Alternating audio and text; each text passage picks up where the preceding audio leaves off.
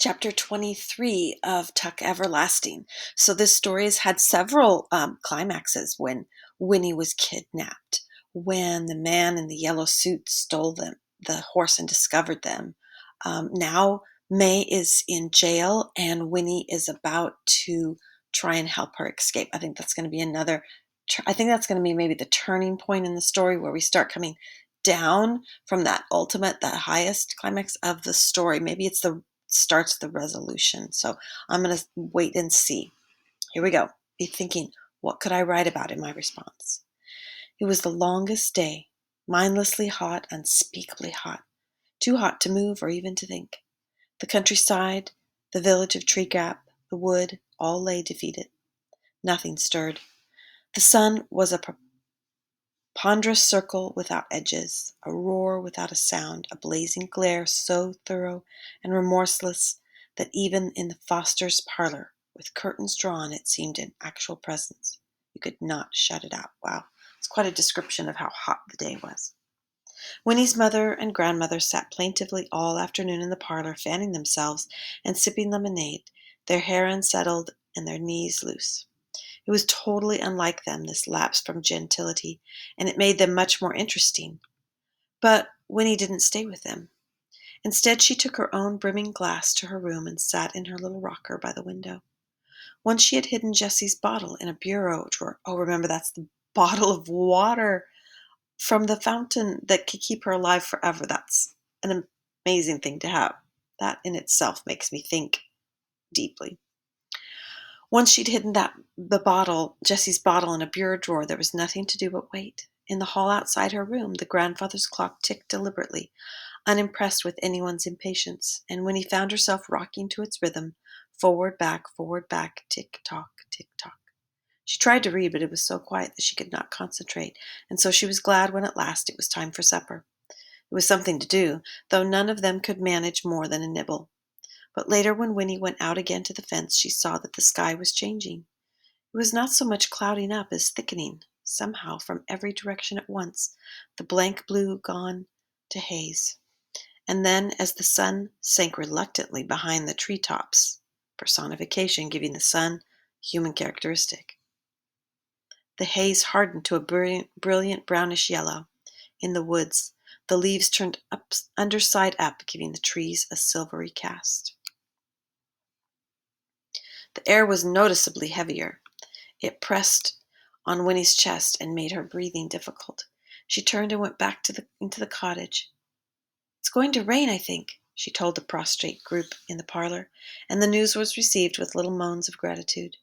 Everyone went to bed early, closing windows firmly on their way. For outside, though it was almost dark, shreds of the hard brown-yellow light lingered on the rims of things, and there was a wind beginning, small gusts that rattled the fence gate and set the trees to rustling. The smell of rain hung sweet in the air. "What a week this has been," said Winnie's grandmother. "Well, thank the Lord, it's almost over." And Winnie thought to herself, yes, it's almost over. There were 3 hours to wait before midnight and nothing whatever to do. Winnie wandered restlessly about her room, sat in her rocker, lay on her bed, counted the ticks of the hall clock. Beneath her excitement, she was thick with guilt. For the second time in 3 short days, though they seemed many more than that, she was about to do something which she knew would be forbidden. She didn't have to ask. Winnie had her own strong sense of rightness. She knew she could always say afterward, "Well, you never told me not to." But how silly would that be? Of course it would never occur to them to include such a thing on their list of do's and don'ts. She could hear them saying it, and almost smiled. "Now remember, Winifred, don't bite your fingernails, don't interrupt when someone else is speaking, and don't go down to the jailhouse at midnight to change places with prisoners." Still, it wasn't really funny. What would happen in the morning when the constable found her in the cell and had to bring her home for the second time? What would they say?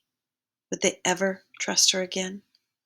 Winnie squirmed, sitting in the rocker, and swallowed uncomfortably. Well, she would have to make them understand, somehow, without explaining. The hall clock chimed 11. Outside, the wind had stopped.